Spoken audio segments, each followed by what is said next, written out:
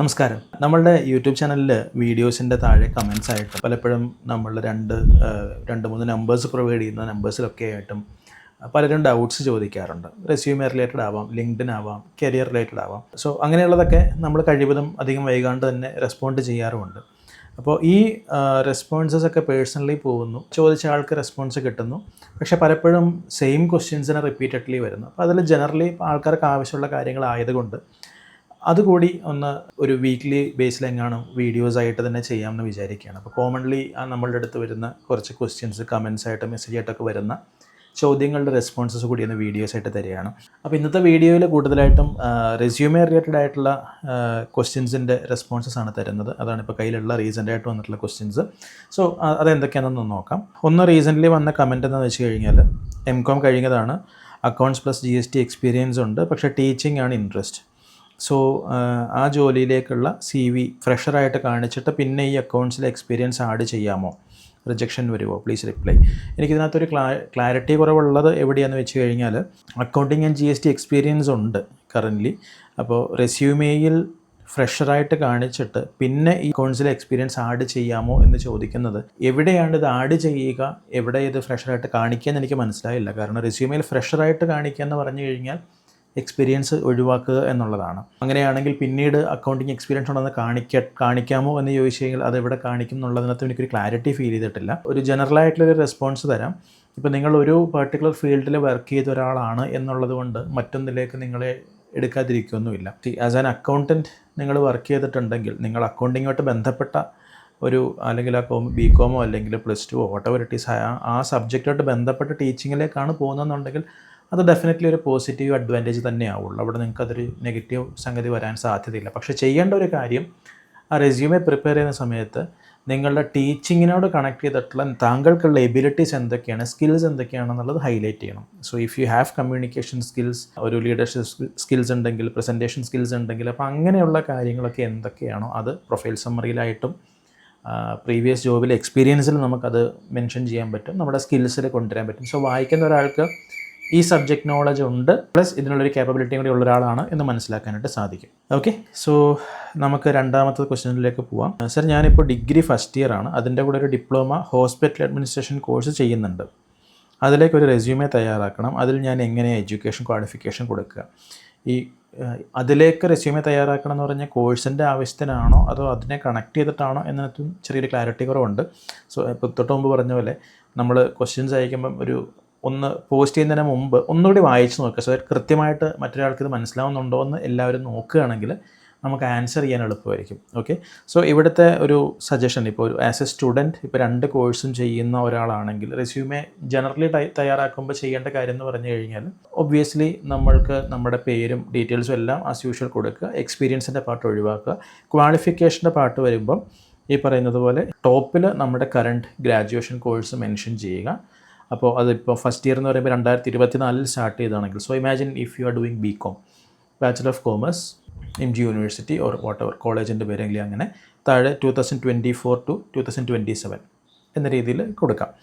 അതിൻ്റെ താഴെ ഇപ്പോൾ ഹോസ്പിറ്റൽ അഡ്മിനിസ്ട്രേഷൻ്റെ ഡിപ്ലോമ കോഴ്സ് കൂടെ ചെയ്യുന്നുണ്ടെങ്കിൽ അതിൻ്റെ താഴെ വീണ്ടും ഡിപ്ലോമ ഇൻ ഹോസ്പിറ്റൽ അഡ്മിനിസ്ട്രേഷൻ, അത് ഓൺലൈനായിട്ടാണെങ്കിൽ അങ്ങനെ മെൻഷൻ ചെയ്യാം, ഇഗ്നോൻ്റെ ആണെങ്കിൽ അങ്ങനെ, കോളേജിൻ്റെ യൂണിവേഴ്സിറ്റി അതിൻ്റെ പേര് കൊടുക്കാം.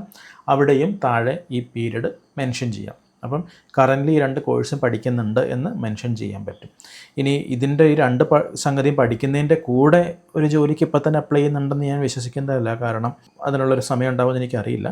എനിവേ ഇവിടെ പറയാനുള്ളത്, നിങ്ങൾ ഒരു ജോബിന് അപ്ലൈ ചെയ്യുന്ന സിനാരിയോയ്ക്കാണെങ്കിൽ ഇൻറ്റേൺഷിപ്പോ വാട്ടെവർ ഇറ്റ് ഈസ്, അത് ഈ ഗ്രാജുവേഷനായിട്ട് ബന്ധപ്പെട്ടാണോ ഡിപ്ലോമയായിട്ട് ബന്ധപ്പെട്ടാണോ എന്നുള്ളതനുസരിച്ചിരിക്കും താങ്കൾ കൊടുക്കേണ്ട കണ്ടൻറ്റ്. അത് പേരിന് തൊട്ട് താഴെ എഴുതുന്ന ടൈറ്റിലാണെങ്കിലും ശരി, പ്രൊഫൈൽ സമ്മറി അല്ലെങ്കിൽ കരിയർ ഒബ്ജക്റ്റീവ് ഇടുന്ന കാര്യങ്ങളാണെങ്കിലും ശരി, സ്കിൽസിലാണെങ്കിലും ശരി. അപ്പം അത് താങ്കൾ അപ്ലൈ ചെയ്യുന്നതനുസരിച്ച് പ്രിപ്പയർ ചെയ്ത് എഴുതുക. അപ്പം നമുക്ക് അടുത്തതിലേക്ക് പോവാം. പഠിച്ചുകൊണ്ടിരിക്കുകയാണ്, ഫൈനൽ ഇയർ ആണ്, എങ്കിൽ സ്റ്റുഡൻ്റ് ആണ് എന്ന് കൊടുക്കാമോ? ഓക്കെ, എങ്കിൽ എന്നാണ്, ഇംഗ്ലീഷ് എന്നല്ല. ഓക്കെ, തുടക്കത്തിൽ example mechanical engineering student. Okay, so final year പഠിച്ചുകൊണ്ടിരിക്കുന്ന സ്റ്റുഡൻ്റ് ആണെങ്കിൽ ഡെഫിനറ്റ്ലി പേരിന് തൊട്ട് താഴെ മെക്കാനിക്കൽ എഞ്ചിനീയറിംഗ് സ്റ്റുഡൻറ്റ് എന്ന് കൊടുക്കാം.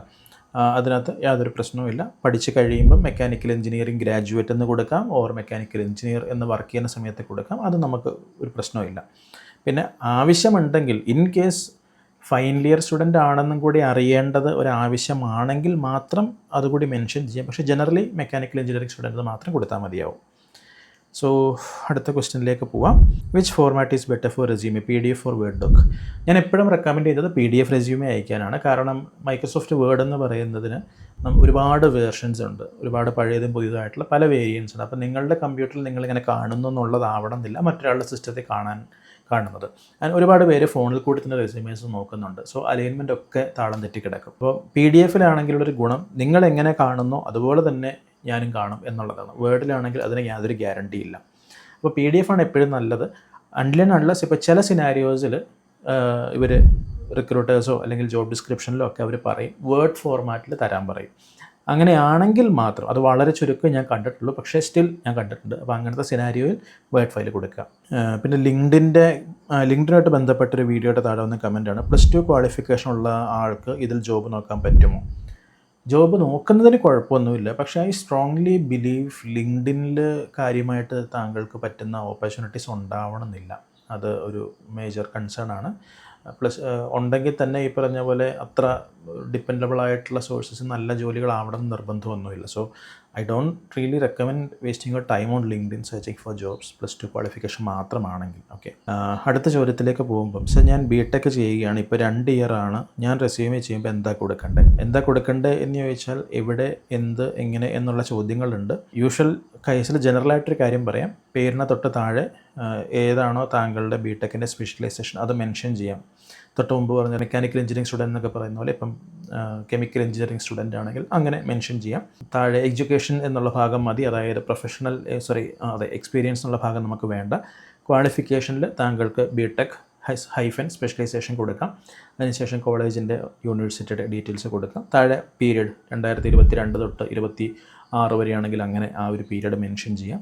സോ സ്റ്റുഡൻ്റ് ആണെന്നുള്ളത് എവിഡൻ്റ് ആയിട്ട് പോകും. ഓക്കെ, അത്രയേ ഉള്ളൂ. That's it. Thank U. അപ്പം നമുക്ക് ഇനീഷ്യലി ഈ ഒരു വീഡിയോയിലേക്ക് നമുക്ക് ഇത്രയും ക്വസ്റ്റ്യൻസേ വന്നിട്ടുള്ളൂ, ഇന്ന് റെസ്പോണ്ട് ചെയ്യുന്നുള്ളൂ.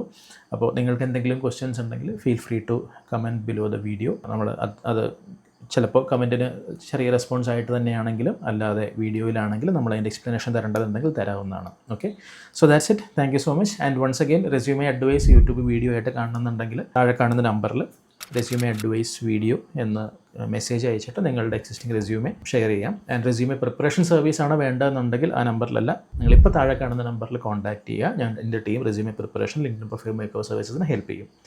So that's it. Thank you so much. All the best.